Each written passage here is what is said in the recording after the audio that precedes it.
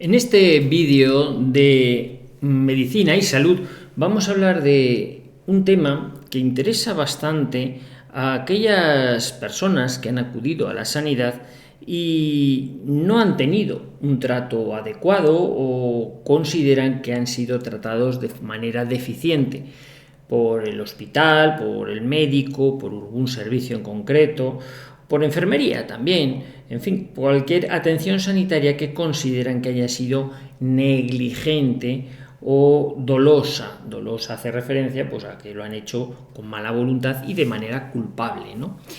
Entonces es un tema delicado porque es enfrentamiento entre las dos partes que de forma ordinaria deberían estar llamadas a entenderse. De hecho, la relación médico-paciente debería o debe estar basada en la confianza.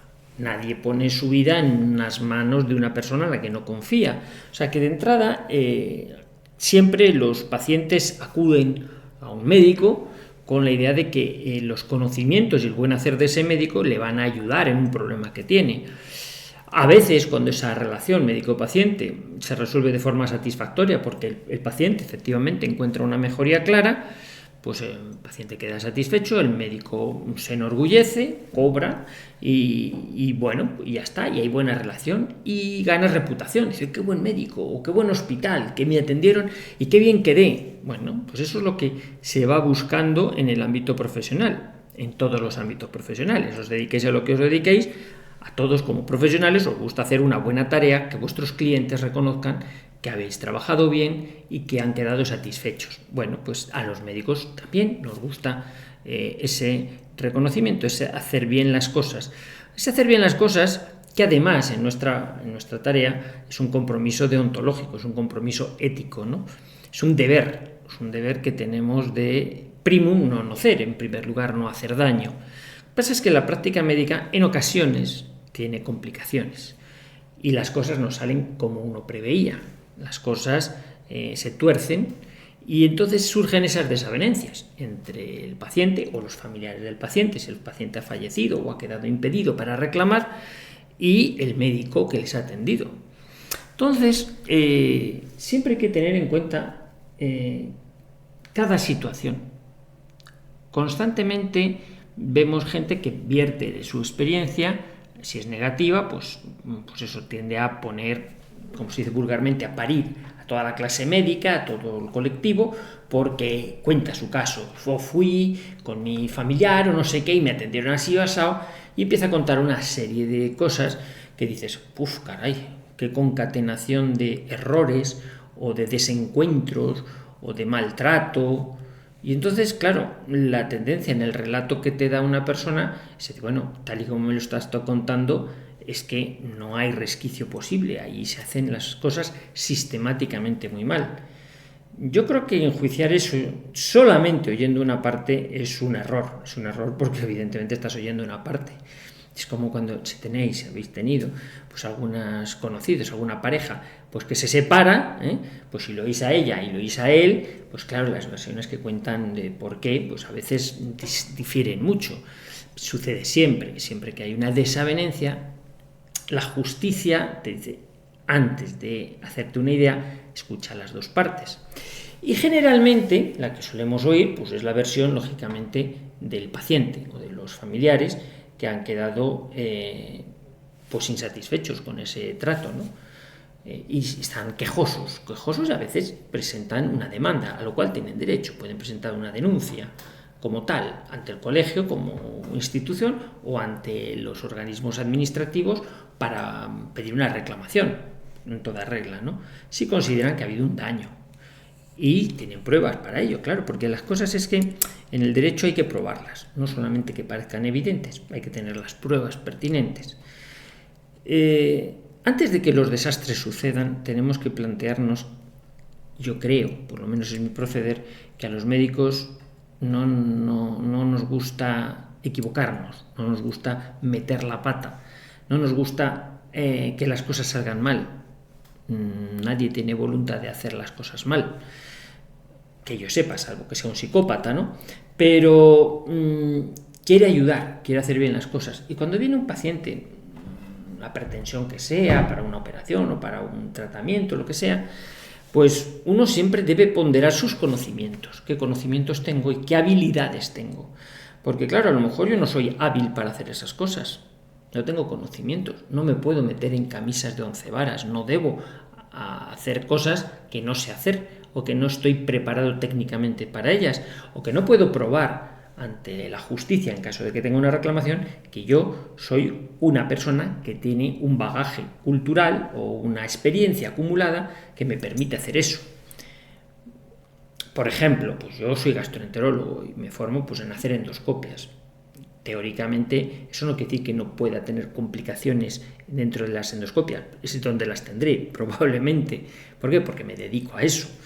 Pero si yo tengo complicaciones en el ámbito de la endoscopia y puedo probar que yo he hecho muchas endoscopias, eso se tiene más en cuenta a la hora de considerar que, bueno, puede equivocarme. Soy un experto en ello.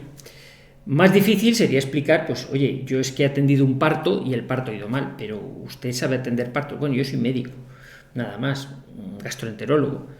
Hombre, a lo mejor si las circunstancias es que era necesaria una intervención médica y no había nadie más habilitado que tú, porque no había ningún ginecólogo, ni había ningún otro médico, ni matronas, ni nadie, pues dice, pues que atienda lo que hay, ya está, y que haga lo que sepa y lo que sea, ¿no? Pues como las situaciones que salen en las películas, ¿no? Se pone malo el piloto del avión. Bueno, ¿alguien sabe pilotar un avión? Pues bueno, yo vuelo cometas. Bueno, pues usted que vuela cometas, a ver que si sabe aterrizar esto para que nos estrellemos. No es el más habilitado, claro que no, pero bueno, alguien que sepa algo, que se ponga al frente, ¿no? Y entonces se puede entender mejor en una situación de urgencia, pero en una situación programada hay que intentar minimizar los riesgos y no meterse en camisas de 11 varas. O sea, a mí un paciente pues me dice que es que usted es tan bueno que a mí me gustaría que me operase usted de cataratas. Digo, no, yo tengo que operar, yo no opero de cataratas, yo tengo que ser un oftalmólogo, yo eso no lo sé hacer. Bueno, usted con la mano que tiene y tal, seguro que no. Aunque haya estado trabajando con un oftalmólogo amigo mío, mano con mano, no, yo no soy oftalmólogo, yo no estoy capacitado para ello, no puedo meterme ahí porque, aunque lo hiciera bien, aunque no hubiera complicaciones, estoy haciendo algo que no debería hacer. Sería un riesgo innecesario y meterse en unas complicaciones que sí que serían negligentes, porque aquí lo difícil en el ámbito de la medicina es distinguir, cuando suceden estas cosas, si ha habido una negligencia o ha habido una complicación. Y esto es importante distinguirlo, porque a veces cuando las situaciones no evolucionan bien después de una operación, uno dice, bueno, pues era una complicación inherente al procedimiento, era algo que podía pasar. Vale, pues podía pasar que los puntos de la sutura se soltasen y hubiese una dehiscencia de suturas y a los pocos días de operarse haya que reintervenir porque aquello se ha soltado. Claro, la familia, que ha habido una negligencia, no, ha habido una complicación que está descrita, que puede pasar, y no pasa con mucha frecuencia, pero puede suceder si el paciente está desnutrido y tal. ¿Cuándo puede ser a lo mejor una negligencia? Pues una negligencia cuando esa complicación, que suele acontecer pues a lo mejor en los 5, 6, 7 primeros días después de una intervención quirúrgica, oye, tarda en detectarse y el paciente está con sus puntos sueltos por ahí haciendo una peritonitis una semana. Y entonces a lo mejor resulta que se hace un diagnóstico tardío. Entonces cuando a lo mejor dices, perdona, ha habido una complicación, pero también una negligencia, porque ha habido un retraso diagnóstico de una complicación. Se tenían que haber puesto los medios para haberse dado cuenta de esto antes. Entonces, analizando la situación, a lo mejor sí que se ven indicios de negligencia, de no haber hecho las cosas en su debido momento, las cosas que había que hacer. Este análisis de la situación y la distinción entre una complicación y una negligencia es fundamental a la hora de presentar una reclamación. Como vamos a ver, es un factor. O sea, la reclamación es algo a lo que el paciente tiene derecho. Yo le animo muchas veces a que diga, bueno, pues si considera que ha sido agraviado, presente usted una reclamación en toda regla. Pero si quiere saber si va a prosperar o no esa reclamación, antes de eso, valore bien qué datos tiene para presentar esa reclamación. Es un tema delicado, merece un trago de agua.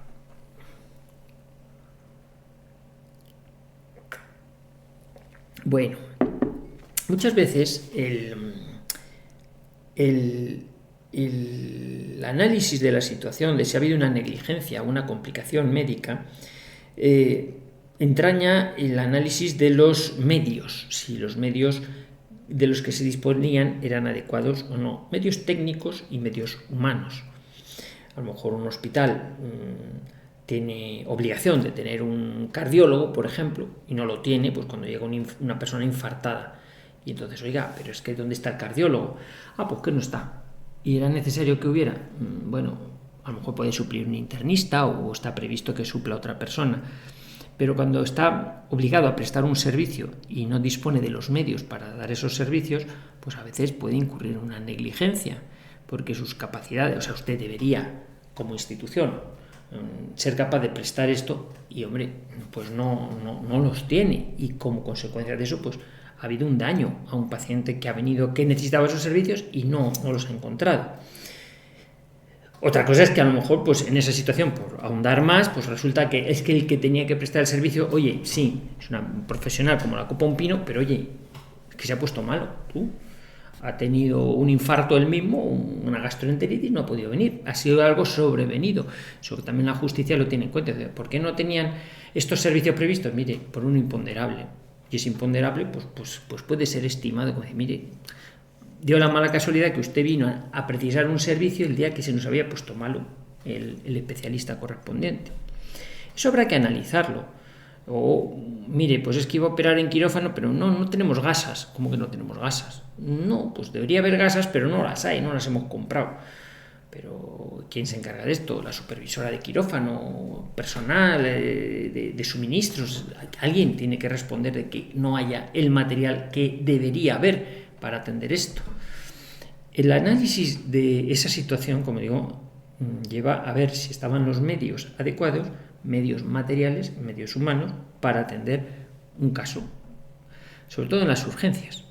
Claro, en las atenciones médicas no urgentes o diferidas, pues hombre, te da tiempo de, mire, pues véngase otro día, lo vamos a preparar, esto no hace falta solucionarlo ahora, le atiende el médico, bueno, pues ya.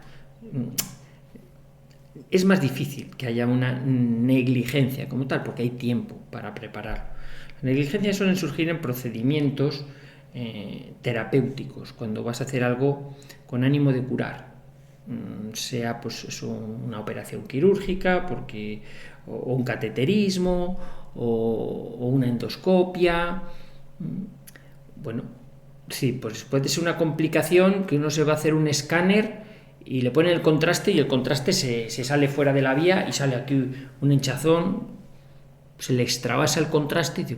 ¿Es una negligencia? No, es una complicación. A lo mejor pues una negligencia si resulta que te ha puesto la vía una persona que no estaba capacitada para poner vías.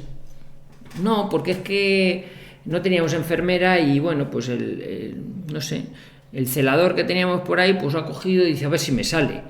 Y, hombre, no puede coger vías un celador si no está preparado para ello.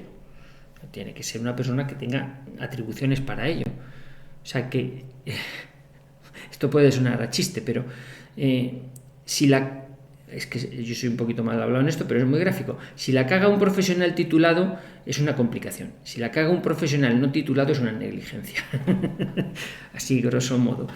No, es un poquito más complejo que eso, pero entraña esto que estaba diciendo. Es decir, se puede entender que haya una complicación si el personal que ha tenido esa complicación estaba cualificado para hacer eso, y si es una complicación y no una negligencia, aunque puede ser una negligencia, pero sí sería una negligencia si eso tiene complicaciones y lo ha ejecutado una persona que no estaba preparada para ello, no estaba titulado para ello. ¿Entendéis? Bueno, pues a veces hay que tener las titulaciones necesarias para poder hacer determinados procedimientos, porque si no, dice, oiga, ¿usted cómo puede demostrar que es apto, hábil para realizar esto? Se ha extralimitado.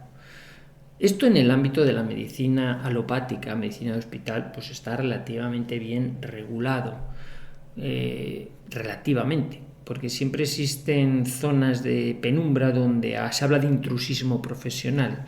Es decir, ¿puede este profesional hacer esto? ¿Está preparado para ello? ¿O debería ser otro profesional, otro especialista? Hay ámbitos que se solapan y dices, bueno, y, no sé, una trombosis hemorroidal la puede resolver un médico de atención primaria o tiene que ir a un hospital y que sea un cirujano. Pues hay médicos de atención primaria que tienen una habilidad extraordinaria para resolver con mucha fiabilidad una trombosis hemorroidal. Y lo hace muy bien. ¿Está más capacitado un cirujano? Pues a lo mejor, teóricamente debería, pero a lo mejor no ha hecho nunca ninguna. Porque se ha dedicado, yo que sé, a quitar vesículas, a operar mamas, y está súper especializado en eso. Pero parece que la especialidad como que reviste de unos cometidos que son propios de esa especialidad y te permiten hacer eso. A veces olvidamos que son también las habilidades, las destrezas que uno ha desarrollado. En España, al menos, el título de médico, medicina general, en principio, y según la deontología médica, te faculta para hacer prácticamente cualquier cosa. Todo lo que sea un acto médico, un licenciado en medicina lo puede hacer. Todo. Que te dice el código de deontología médica es que lo normal es que lo ejecute el especialista correspondiente.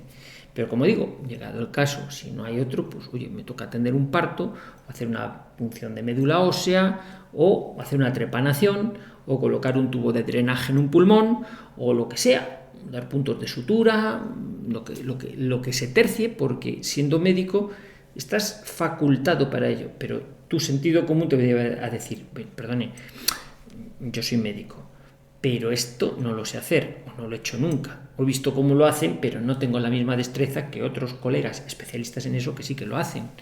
Entonces, bueno, tengo conocimientos, tengo nociones, pero no soy el mejor ni el más indicado. Habiendo otro profesional, cedo mi puesto para que sea otro el que lo haga. Y a veces es personal de enfermería, pues no sé.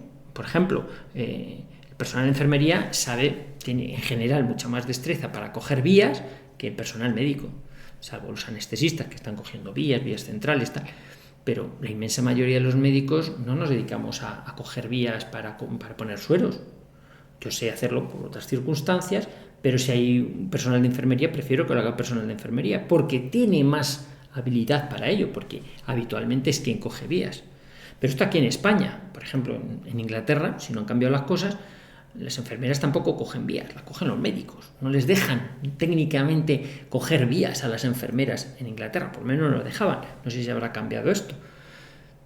O sea, las atribuciones, las competencias a veces cambian y son de un estamento diferente. Ahora andan en pugna, ya sabéis, los que leéis los titulares de la prensa y eso, si las enfermeras pueden prescribir medicación o no, el personal de enfermería, por ejemplo, para una infección de orina. Bueno, y si no aciertan la responsabilidad, bueno, todo acto médico o todo acto sanitario, el que lo ejecuta asume una responsabilidad sobre lo que hace.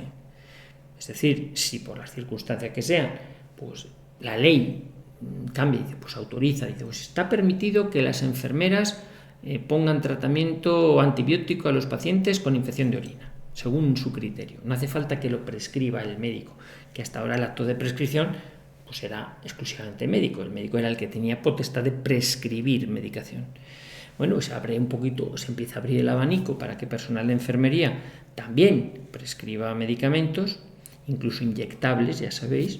Bueno, pues que se asuman las responsabilidades correspondientes. Es decir, el que ejecute, el que decida, el que opte, el que tenga potestad para indicar ese tratamiento, también es responsable de eso que indica, tanto si va bien como si no va bien. ¿Me explico? O sea, que al final el que hace es el que se puede colgar la medalla o el que puede ser denunciado. Y claro, en esas circunstancias, cuando uno tiene ese riesgo inherente, cuando uno descubre que todo lo que hace puede ser encausado o enjuiciado o puede ser fruto de una denuncia, sobre todo, lógicamente, si ha ido mal el procedimiento, es cuando al médico le entra el temblor, el miedo, dice, ya no se atreve. Y ahí surgen algunos médicos, algunos colegas que son tremendamente amarrones, que nunca quieren hacer nada que pueda entrañar un riesgo. Si yo, por ejemplo, tuviese miedo a hacer perforación en el colon por hacer una colonoscopia a un paciente, que eso suele pasar cuando quitas pólipos en el colon, puede pasar, no suele pasar, puede pasar, oye, pues no haría ninguna colonoscopia, porque claro, es que ahí hay un riesgo y yo no quiero complicaciones, entonces no haces nunca nada bueno. Siempre hay que asumir riesgos para tener beneficios y enfrentarse a los riesgos, ¿no? Vamos a hablar de algo que sigue todavía en vigor y que probablemente desaparezca, por lo menos lo que quieren los políticos.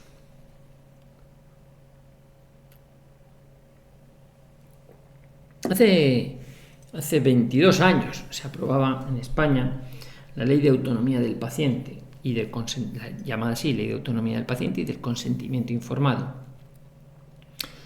Una ley pues que recoge básicamente dos cosas: el derecho que tiene el paciente a recibir información sobre los riesgos, beneficios o tratamientos alternativos que se pueden recibir frente a lo que pretende ofertarle el médico. El médico le dice: oye, mira, que creo que lo que hay que hacer es esto. Para tu problema, lo más adecuado veo que es esto. Bueno, ¿y eso en qué consiste? Pues mira, consiste en tal. ¿Y qué riesgos tiene? O sea, el paciente puede y debe ir preguntando. Pues mira, sí, se ha visto que puede haber tales complicaciones, los puntos, las infecciones, no sé qué, bueno, quedan así, o se recuperan más o menos en 7 días, o en 10, o lo que sea, o a lo mejor hay que reintervenir, o no. No suele haber complicaciones. Cuando en un procedimiento te dicen que no hay complicaciones, probablemente el consentimiento está mal informado, probablemente. O sea, si te dicen, no, esto pinchazo no tiene ninguna complicación, está mal informado, eso me explico, ¿no? O sea, que en medicina todo lo que tiene efectos primarios también los tiene secundarios. Todo lo que puede tener un efecto beneficioso puede tener efectos adversos. Si no los tiene adversos es que te han dado agua sin placebo, ¿no? Y entonces dices, bueno, pues siempre que quieres hacer algo para mejorar la vida del paciente, tienes que explicarle: mire, usted lo que tiene es esto, creemos que lo más adecuado es esto, existen otras alternativas, como puede ser esta u otras que hacen otros colegas que yo no las hago, pero bueno, usted con esta información decida. No, yo me fío de lo que usted me dice, yo quiero esto. Pues muy bien. Eso es cumplir la filosofía del consentimiento informado. ¿Para qué? Para lo segundo, que es darle autonomía al paciente. Autonomía es que él pueda decidir, pero para decidir tiene que tener conocimiento. Entonces, esto sale al paso del vicio que había anteriormente, que era el paternalismo, el hecho de que el médico pues decidiese por el paciente. No, usted no piense, lo mejor para usted es esto que le digo yo, ya, fíese de mí y ya está, no ni pregunte lo que voy a hacer. Hombre, yo como si fuera su padre, ¿me entiende? Pues se llama paternalismo, ¿no? Yo quiero lo mejor para usted fíese de mí. Claro, llega un momento en que el paciente reclama una cierta mayoría de edad, dice, bueno, perdón, yo quiero tener datos para decidir por mí. Cuénteme, ¿qué es eso que pretende hacer?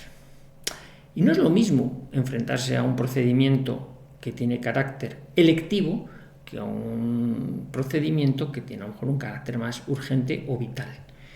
No es lo mismo, pues no sé, operarse de una cirugía antirreflujo, cuando suben los ácidos para arriba y esto, o de operarse una miopía. Bueno, pues son cirugías que se llaman electivas o satisfactivas, también les llaman. Bueno, más satisfactivas hace más referencia a las cirugías más de tipo estético, ¿no?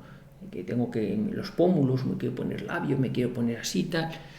Son cirugías satisfactivas y electivas porque en el fondo no son vitales, o sea, podrían no hacerse y no afectan a la vida del paciente, y son para mejorar. Entonces, en ese tipo de intervenciones que se hacen, normalmente el nivel de exigencia por parte del paciente es mayor.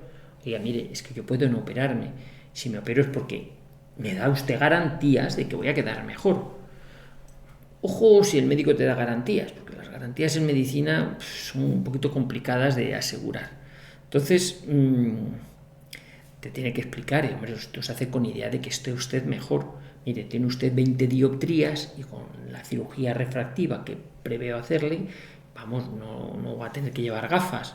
O a lo mejor a lo sumo queda con una dioptría y necesita unas gafas, pero unas gafas de cristal finito, no unas gafas de culo de botella como las que tiene, ¿no? O sea que yo pretendo mejorarle, incluso pretendo dejarle óptimo. ¿Que lo consiga o no? Bueno, pues a ver, va a depender de mi buen hacer, de mi experiencia, de las encarnaduras que tenga usted, Estamos hablando solamente de aspectos quirúrgicos, pero podemos extenderlos a otros tratamientos. Uno va a hacer un tratamiento dietético o un tratamiento hormonal o un tratamiento, pues, el que sea, ¿no? Y entonces ahí es donde debe recibir información para ver si ese procedimiento, qué beneficios tiene, qué riesgos puede tener y que esté bien explicado. Cuando nos hablaba de esto, de la ley de autonomía del paciente, don Gonzalo Herranz, daros cuenta que don Gonzalo Herranz me dio mi clase de deontología pues en el año 91, 93, era 91, sí, en el año 91. Luego más tarde, ya en el curso de doctorado, pero en el año 91 no había salido todavía la ley de autonomía del paciente, esta es de 2002. Entonces sí que hacía referencia a esto del derecho del paciente a estar informado. Y hacía algunas parodias muy ilustrativas de lo difícil que resulta que el paciente se llegue a enterar de lo que se pretende en la cirugía. O sea, venía a decir que eso de que el paciente se entere de lo que el médico quiere hacer y los riesgos que tiene está muy bien sobre el papel, pero en la práctica no se consigue nunca, porque las entendederas de cada una son como son y las explicaderas de los médicos son como son. Que se junten unas buenas explicaderas y unas buenas entendederas es muy difícil. O sea, la imagen que se puede hacer en la cabeza del paciente sobre lo que entraña el procedimiento diagnóstico terapéutico que se le va a hacer, pues eso, dice, casi siempre cae, la mayor parte de las veces cae en el ámbito de la confianza. Es decir, si yo me fío de usted, haga usted lo que considere que hay que hacer. Claro, ni me lo explique. Bueno, si quiere me lo explica, porque está obligado a... Pero explique. Usted hable y que yo mientras estoy pensando en el fútbol. Sí, doña fulanita, don fulanito. Sí, vale, sí. Venga, ¿dónde hay que firmar? Pero oiga, que le estoy explicando. No, es igual. Si lo está explicando muy bien, pero mire, es que ni me quiero enterar. Bueno, que eso es otra cosa. El Código de Deontología Médica también recoge el derecho del paciente a no querer ser informado. Eso también está previsto desde el punto de vista deontológico. Hay pacientes que no quieren información. Pero normalmente sí. Lo que pasa es que los términos en los que hay que explicárselo a veces son muy heterogéneos. Es decir, pues hay algunos que lo entienden, otros que no. O crees que lo han entendido y tampoco lo han entendido. O sea, la comprensión absoluta no llega casi nunca. Está ahí el mito de Gorgias, lo podéis leer, de los griegos, unos clásicos griegos, el mito de Gorgias, sobre con qué dificultad se llegan a entender dos personas. O sea, una cosa lo que uno dice, otro lo que entiende, cómo interpreta en la cabeza lo que ha entendido y no tiene manera de verificar si lo que ha entendido es lo mismo que le quería comunicar el que se lo ha dicho. En fin, es un cúmulo de procesos en los que la información se puede distorsionar de manera que al final no has entendido nada o has querido entender. Y dice, bueno, pues lo que sea, al final me fío. ¿Qué vamos a hacer? Pues claro. Y ya sabéis que de hecho en la inmensa mayoría de los casos esto del consentimiento informado es un papel que se adjunta a una historia clínica. A más de uno se habrá pasado que llegáis, pues a lo mejor vas a hacer un procedimiento. Mire, que no tiene consentimiento. Mire, esta es la hoja. Tome, firme aquí, que ya se lo vamos a hacer. Venga, firme y túmbese ahí, que vamos. Pero que me está dando, pues la hoja del consentimiento informado. Esa, lo que ya le explicaron, es para que figure ahí, porque es que no estaba el papel. Y entonces lo importante es que en la historia clínica hay un papel que el paciente ha firmado justo antes de hacerse el procedimiento. Bueno, pues ese papel no vale, o sea, vale, pero no vale, está falso, porque ese papel teóricamente tendría que estar en poder del paciente al menos 24 horas antes. No se le puede dar consentimiento in extremis, ¿no? Venga, firma aquí. En la práctica se hace mucho. De hecho, bueno, pues ese formalismo de tener un papel firmado tampoco es el consentimiento informado. De hecho, el consentimiento informado en la mayor parte de los casos, la ley dice, puede ser verbal. Yo lo estoy explicando en la consulta y no hace falta que me firme ningún papel. Le estoy explicando esto y yo pongo en la historia. Pues ya le explico al paciente tal, en qué consiste. Pues esto normalmente, eso sí que guarda más la filosofía del verdadero consentimiento informado. Otra cosa es que independientemente que yo eso lo explique, también le haga firmar un papel. Simplemente porque en las historias clínicas debe figurar un papel firmado donde dice, este paciente se lo ha leído y se ha enterado. Mentira.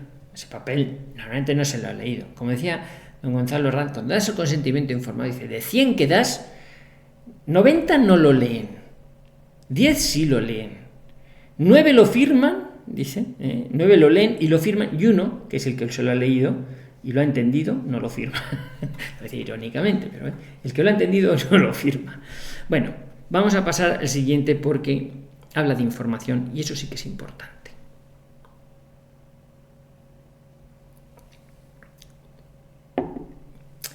Lo importante siempre es tener la información, estar informada, estar adecuadamente informado, recibir la información, luego cada uno la procesará de su manera, o le dará la capacidad para entenderla o no entenderla. Entonces, es muy importante en esta era en la que vivimos, en la que supuestamente hay tanta información, que los médicos dediquemos algo más de tiempo a informar a los pacientes. Hemos dicho que esto rara vez sucede porque la consulta médica se desarrolla casi siempre con premura de tiempo, con muy poco tiempo. Y el médico no está para informar, es que no estoy para informar, es que ya lo tiene usted que saber porque hay que irse y usted qué quiere. ¿Cómo le voy a estar informando si además, con lo ignorante y bruto que es usted, cómo va a entender toda la medicina que yo sé? Y el paciente se siente ninguneado cuando quiere preguntar. No digamos en el ámbito, pues, no sé, de los pinchazos estos a los niños, ¿no? Que quiero que me informe. No está uno para informar. Bueno, esto es lo que dice el ministerio y esto es lo que hay que hacer y ya está. Yo quiero información. ¿Cómo que quiere usted información? Venga. Plieguese, que ya lo está haciendo todo el mundo y lo hace todo el mundo, no va a ser usted el único que no. Bueno, pues uno tiene derecho a información, sobre todo cuando la decisión que va a tomar tiene más repercusión. Si tiene poca repercusión, tampoco hace falta demasiada información, pues venga, ya está. Es que le voy a dar 2 puntos de sutura aquí, pues venga, da 2 puntos de sutura, si no me expliquen más, 2 puntos, ya lo veo. Luego ya me los quito cuando esté, ya está, pues venga. Eso no tiene mayor trascendencia. Si lo que vas a hacer, vas a poner una medicación que a lo mejor a medio o largo plazo tiene efectos secundarios sobre mí o sobre mi niño que se lo va a pinchar, pues yo ya digo, oye, ¿qué le vas a poner? ¿Y esto para qué? ¡Oh! ¿Pero qué desconsidera usted? ¿Cómo osa preguntarme a mí?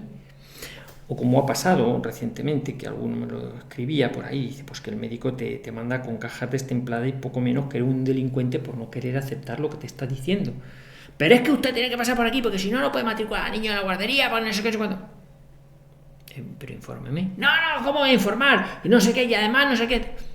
Perdón, cajas destempladas las justas. O sea que yo a usted no le estoy faltando al respeto. Yo vengo por información. Pues no me da información. Pues no me da información. Yo cojo una hoja de reclamación y digo, este señor no me quiere dar información. Si yo he venido aquí a preguntarle y él está para atenderme y no me quiere atender, simplemente me ha gritado, me ha dicho que tengo que hacer esto, pero no me da información, que es lo que yo le pido. Y le pones una reclamación. ¿Por qué? Porque no te informa. Es que no tenemos tiempo para eso. Bueno, pues búsquelo donde sea. Pero encima no me grite o no me intente vender a mí o a mi niño un producto que yo tengo mis dudas y necesito saber. Y pido información, tengo derecho. Y fijaos que en muchas cosas en medicina sobre procedimientos, lo dicen los colegios de médicos, reconocen que gran parte de las quejas que llegan a los colegios de médicos, de las denuncias a médicos, el eje fundamental es la falta de información. Es que no me informaron, es que nadie me dijo nada. Es que pasaban los días, yo veía que mi familiar estaba ingresado cada vez peor y nadie pasaba a decirme nada. Y a lo mejor pues estaba siguiendo un curso, un deterioro, porque a lo mejor el proceso de enfermedad que tenía era consuntivo, iba a ser degenerativo, iba a morirse ese paciente. Pero como no pasaba allí nadie día a día, pues yo lo considero aquello como una negligencia, como un abandono. Y a lo mejor dice, pues no, es que no pasamos total para decirle, pues sí, está peor. Y en esta progresión está peor, esto para el sábado se ha muerto. Pero no ha pasado nadie por allí a informarme. Y claro, los familiares ven que hay un deterioro e interpretan que eso es una negligencia. ¿Qué es lo que ha faltado? Información. ¿No? Si no está pasando nada que no sepamos que tiene que pasar, desgraciadamente no sabemos hacer muchas cosas. O hemos puesto esta medida a ver si responde. Y eso la familia o el paciente entiende que es estar atento, atender. Mucha gente es muy sensata y sabe que la medicina no tiene la respuesta a todo, ni se solucionan todos los casos. Y es más, algunos hasta entienden que la salud no es un derecho, no es algo a lo que uno tiene derecho. Uno tiene derecho a que tenga una asistencia sanitaria bien prestada, bien dada, bien prestada, que, pues, que le atienden adecuadamente unos profesionales que están capacitados para ello, que le van informando, y de ahí no necesariamente se tiene que seguir la salud o el restablecimiento, porque a veces no es posible. O sea, uno no tiene derecho, tengo derecho a que me pongan bien. Ojalá, esto es nuestro deseo, ojalá podamos ponerle bien. Pero eso si está de Dios, los que creemos en Dios. Y si sabemos hacer bien las cosas y no la estropeamos demasiado. Usted tiene derecho a que la atendamos. Usted tiene derecho a que de día en día, o según vaya evolucionando, pues yo le voy diciendo, pues lo veo así, lo veo asado, parece que este antibiótico no le está resultando, lo voy a cambiar a este otro, tal, y darle explicaciones de cuál es el procedimiento que se está siguiendo. Y luego puede ser que su caso progrese adecuadamente o no, pero eso ya no es tan punible. Pudiera serlo. Vamos a entrar en una zona muy delicada. Pudiera serlo quiere decir que luego ya entraríamos en el debate, por ejemplo, si el antibiótico al que se cambió era el adecuado o tendría que haber sido otro. Porque no iba evolucionando bien, entonces en lugar de este le pusieron este otro antibiótico. Pero la ciencia médica dice que ese segundo que le pusieron no era el más adecuado, tenía que haber sido este otro. Ese debate ya es muy fino. Ese debate ya requiere que hablemos y discutamos entre los médicos. Ese debate ya requiere un peritaje, un arbitraje. Hace falta, llegado a ese punto, en el debate de si la medida que se tomó era la adecuada o no, hace falta una valoración de otro médico. Es decir, un perito que pueda analizar si el procedimiento que se siguió en ese caso era el adecuado o no.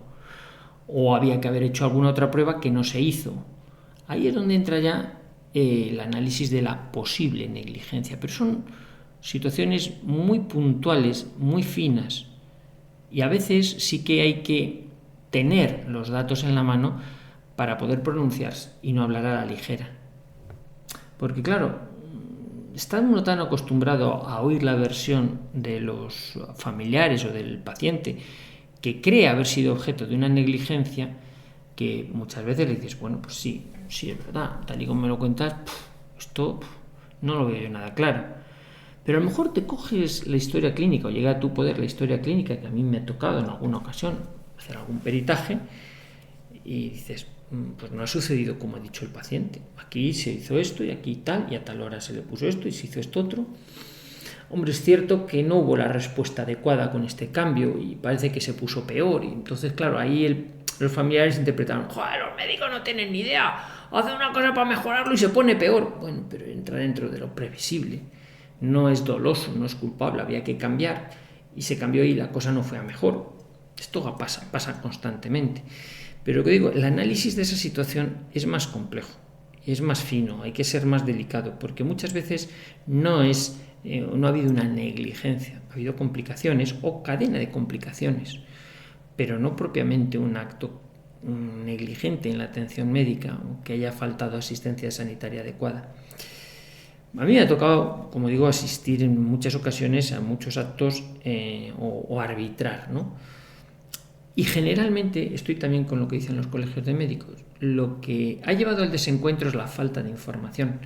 En general, los médicos que tienden a dar información a sus pacientes o a los familiares con una cierta periodicidad y les van explicando las cosas, entienden mejor si la cosa se ha desarrollado mal, entienden mejor que si no se les ha dado ninguna información. A veces hay que enmendar, o sea, vamos a ver, hay médicos que prefieren hacer, como digo, o personal sanitario, porque también incluye enfermería, que prefieren la callada por respuesta, no le digan nada. Y esto genera un cierto recelo. La familia o tal lo nota, dice, aquí se han cerrado todos en banda y nadie dice nada, pero aquí ha pasado algo. Bueno, pues desmarañar esa madeja a veces es difícil, ¿eh? Pero yo no soy partidario de eso en ese sentido, o sea, conviene ser franco, decir, mire, pues no sé, algo raro ha pasado, no sé qué, pero bueno, porque le habían puesto un tratamiento, luego se lo han vuelto a quitar, luego se lo han vuelto a poner, por lo menos parece que descoordinación existe, o sea, no hay una unidad de criterios en la zona en cómo se actúa, algo pasa. Pero si no tienes los datos certeros de qué es lo que pasa, lo más prudente es callarse, es no decir nada, porque estarás haciendo juicios sin pruebas, o estarás haciendo valoraciones sin tener pruebas. Vamos a ello, porque eso es importante.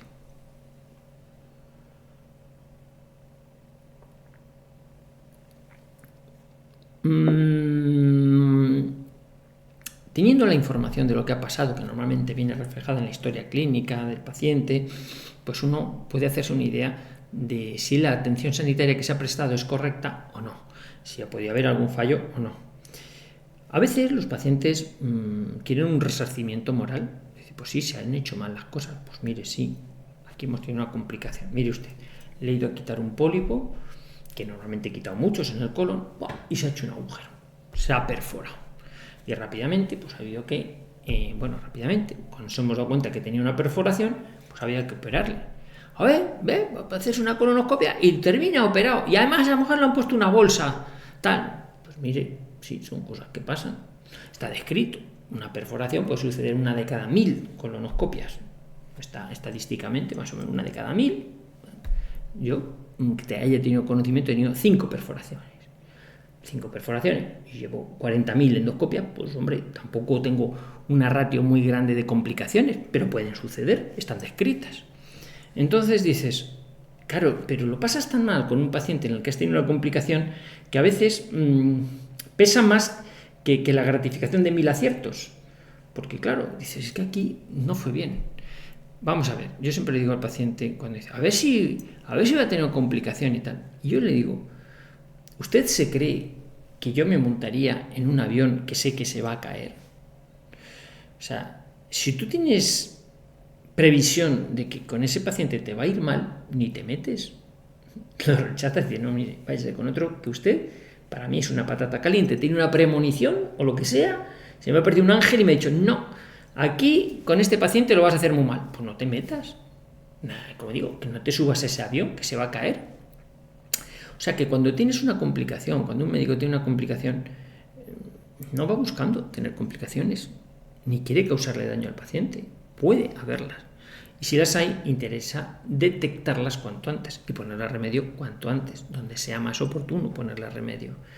Pero esas complicaciones muchas veces son inherentes a los procedimientos. Como les digo también a los alumnos, si no quieres tirar la pértiga, el listón, nunca saltes con pértiga.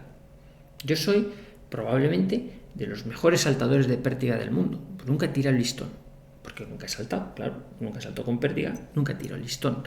Entonces, si nunca has hecho nada, no tienes ni aciertos, pero tampoco fallos. Entonces, bueno, a eso es irónicamente a lo que me refiero, que todo el que hace un procedimiento termina haciendo algo que le sale mal. Como hasta el mejor escribano hace un borrón. Pues ya, este sabe escribir muy bien, ya, pero le ha caído ahí un borrón, tío. Pues ya no vuelvo a escribir más. Coño, si escribe muy bien, ya, pero... ¿Entendéis? Esto de las complicaciones siempre entraña un malestar no solo para el paciente o los familiares del paciente, sino para el propio médico que ha tenido una complicación. Luego ya entra en el talante de cada uno si quiere reconocer que es una complicación que la ha causado o que ha sido una negligencia. Es más difícil, porque claro, la negligencia es punible, es dolosa y eso además pues tiene derecho a una compensación de tipo económico, ¿no? Una reclamación que por eso los médicos tenemos lo que se llama el seguro de responsabilidad civil. En el seguro de responsabilidad civil, cuando ejerces en la medicina, tienes que pagar un cierto dinero para tener un seguro que cubra las eventuales reclamaciones de los pacientes. ¿Por qué? Porque a un médico le puede salir mal un procedimiento, puede tener una denuncia y fruto de esa denuncia salir culpable. Y dice, mire, es que este paciente, pues usted le causó un daño, no doloso, fue una complicación, pues muy bien, pero fruto de aquello, pues aquel paciente estuvo 3 meses de baja y le tiene que pagar una indemnización de 100.000 euros. ¡Joder! 100.000 euros. Bueno, normalmente los paga el seguro de responsabilidad civil si tienes una prima, o sea, tienes una cuantía cubierta para hacer frente a esas reclamaciones. Es algo que los médicos tenemos. Seguro de responsabilidad civil. Pues en América se lleva mucho. Dicen en Estados Unidos que un médico que no tenga al menos 3 reclamaciones al año no es buen médico. O sea, si se miden por reclamaciones. Yo debe ser nefasto, yo no he tenido ninguna reclamación así judicial por el seguro, o sea, que me hayan demandado por algún acto médico en el que pidieran indemnización. Nunca me ha pasado, pero bueno, pagas un seguro de responsabilidad civil para eso, para hacer frente a una eventual complicación que sea dolosa, que sea, bueno, que tengas que indemnizar al paciente. Pasa en todos los sectores de las profesiones, lo que pasa es que unos más y otros menos. Los que venden seguros dicen que todos los profesionales deben tener un seguro de responsabilidad civil. Los arquitectos, pues si se le hunde la obra o tal, no sé qué. Bueno, incluso dicen los padres de familia deberían tener un seguro de responsabilidad civil porque los niños pueden hacer unas picias, entonces tienes que tener un seguro que cubra las picias de los niños. Porque claro, si los niños jugando pues le da, yo qué sé, por quemar un coche, pues tendrás que pagar el coche, cosas así, ¿no?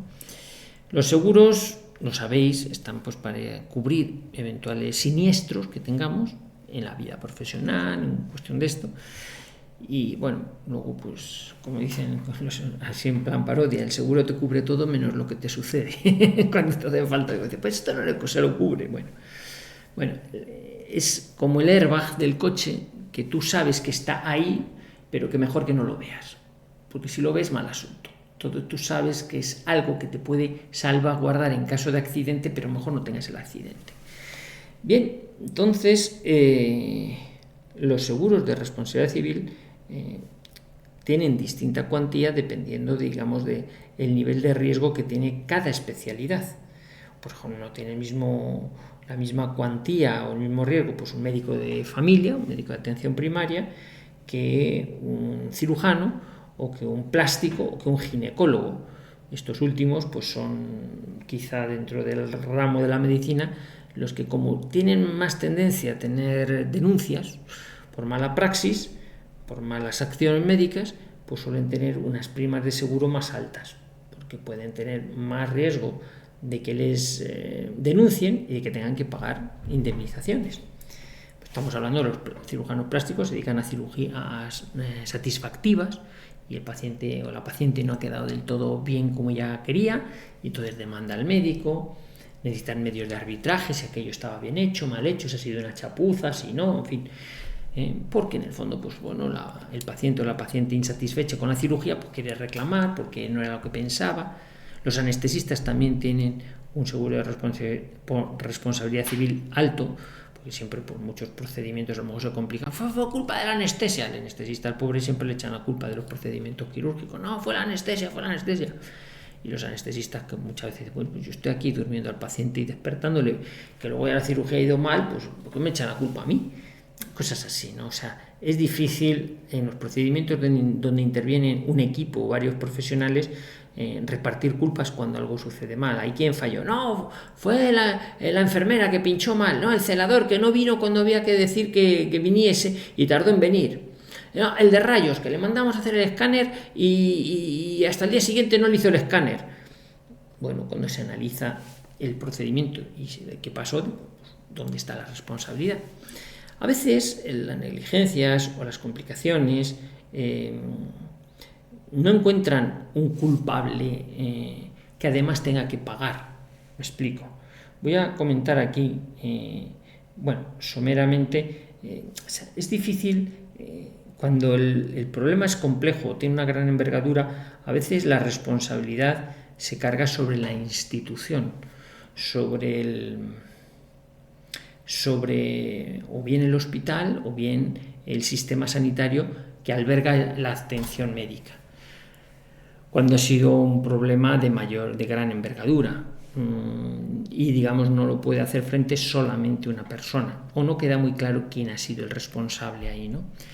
De estos hay varios casos así públicos, sonoros, en que saltaron en su día pues a la luz pública, y de los cuales quiero hacer mención básicamente de dos actos, dos cosas que fueron públicas, que fueron notoriamente de daño para la población y que la justicia falló en un lado o en otro. Y esto lo voy a comentar después de tomar un traguillo de agua.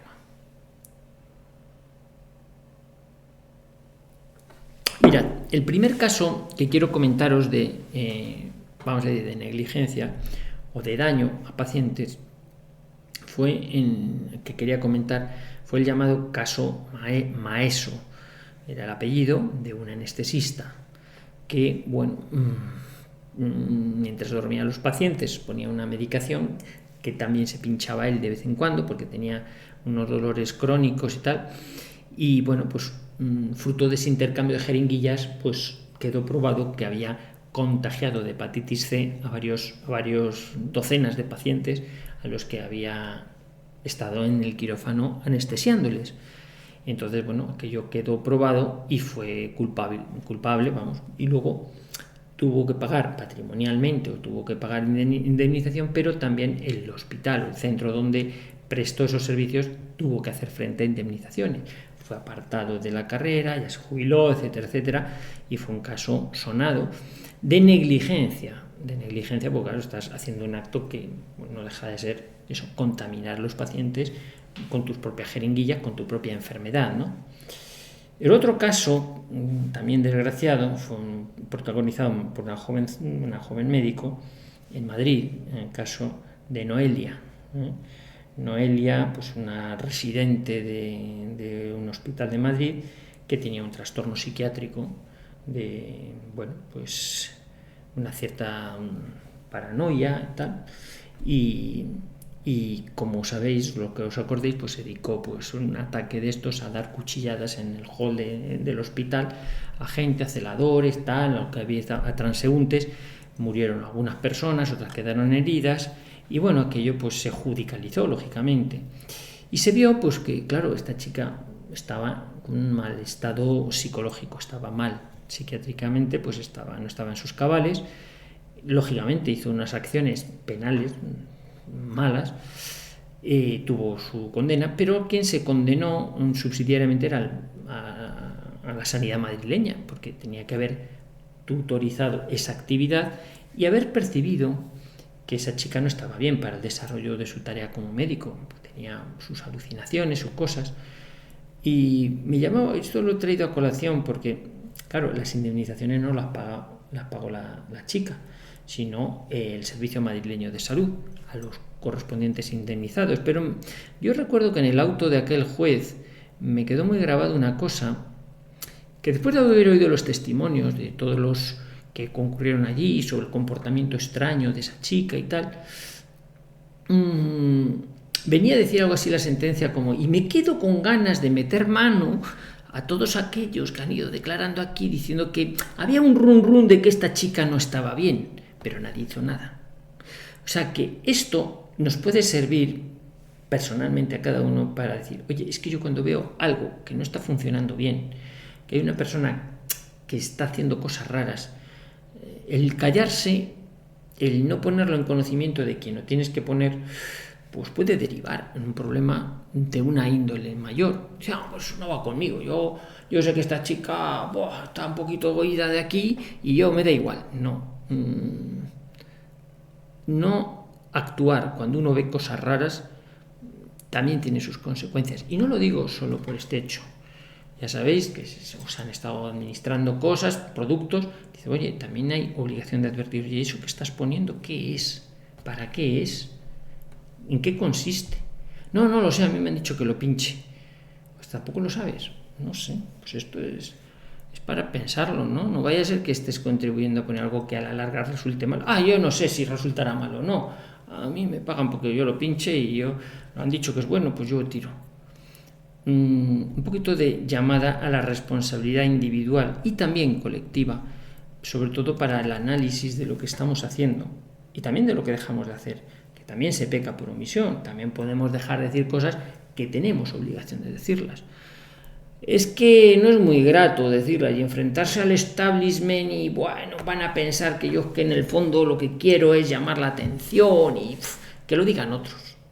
Bueno, pues cuando yo hablo de negligencias y complicaciones en este capítulo, estoy hablando también de que puede ser negligente dejar de advertir de un riesgo cuando existe ese riesgo.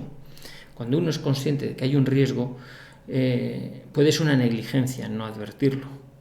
Es decir, si tú sabes pues que detrás de esa esquina hay gente con una ametralladora y dispuesta a fusilar a todo el que pase la esquina, tú lo sabes y dejas que la gente vaya pasando y vayan siendo fusilados, pues es una actitud la tuya un poquito negligente, ¿no?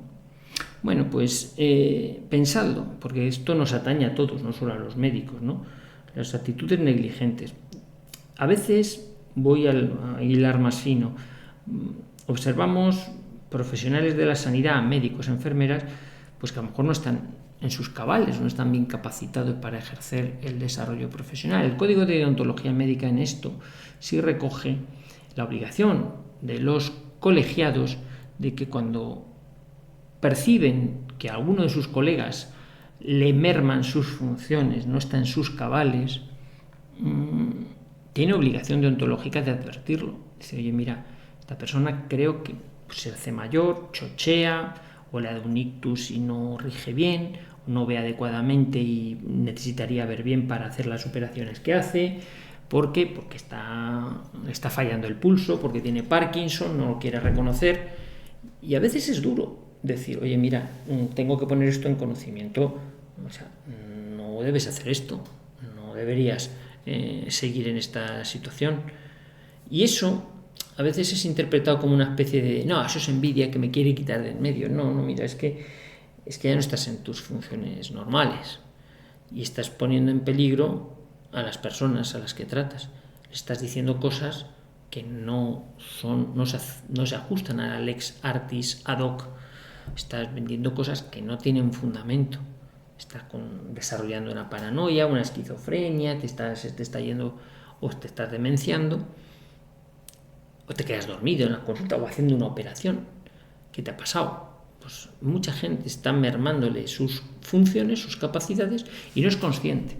Y los que están alrededor sí son conscientes. Sí son conscientes, y esos que están alrededor son los que tienen la obligación principal de advertir de que esa persona está perdiendo facultades y no puede o no debe de desarrollar ese tipo de actividades porque está poniendo en peligro a otras personas. Esto lo digo porque en ocasiones sí que hay cierto encubrimiento. Llevados a lo mejor por ese compañerismo, ¿cómo le vas a decir esto, don fulano, tal, que ya, en fin, o en fin, van a pensar que es que lo estoy diciendo por envidia, porque en el fondo lo que no quiero es que haga esto, porque quiero yo su puesto, porque no sé, por tontería. Y a veces tienes esa duda ética, ¿debo hablar o no debo hablar? Y es negligencia. Es negligencia desde mi punto de vista, y además está recogido también por el Código de Deontología Médica, el deber grave que existe por parte de los médicos de advertir de esto. ¿Cómo hacerlo? Pues es complicado. Digo, es tan complicado que en ocasiones, y recientemente, y lo he mencionado aquí, pues a lo mejor uno puede ver que es negligente o que es mala praxis poner determinados productos de forma indiscriminada. Y uno tiene la obligación ética de advertirlo. Y se mete en berenjenales a hacer comunicados, a decirlo por diestra y siniestra, pero porque tiene una obligación moral de decirlo. No porque quiera protagonismo, no porque quiera llevar la contrariedad, este viene a tocar la nariz. No, si tienes la convicción de que médicamente eso está mal, tienes obligación de advertirlo. Que te hagan caso o no te hagan caso, por lo menos advertido está. Y dejar de hacerlo sabiendo que está mal, eso es negligencia. Negligencia porque estás dejando de hacer lo que tienes obligación de hacer con conocimiento de qué es lo que tienes que hacer. Es una redundancia, pero es así, es que hay que remarcar mucho que a veces esta falta de información ha dado lugar a muchos desastres. Y fijaos, tan es así que hasta los seguros de responsabilidad civil en ocasiones se inhiben de pagar las indemnizaciones correspondientes cuando perciben que la negligencia ha sido dolosa, deliberada, es decir, que el profesional estaba advertido del riesgo y aún así perseveran en ese daño que ha tratado a los pacientes. Y en esto, quiero deciros, hay seguros de responsabilidad civil que han dicho, yo no voy a cubrir los efectos secundarios de procedimientos experimentales. ¿Entendéis? Y por eso muchas veces se elude o se intenta evitar decir que tal complicación ha venido a consecuencia de un tratamiento experimental, porque entonces no hay indemnización para los damnificados. Esto que acabo de decir, ponerlo despacito otra vez, lo volvéis a dar una vuelta y quizá entendáis lo que he querido decir en relación con lo último que ha pasado, porque ha habido un silenciamiento deliberado de determinados efectos secundarios para que no fuesen descubiertos por el seguro de responsabilidad civil. Última parte.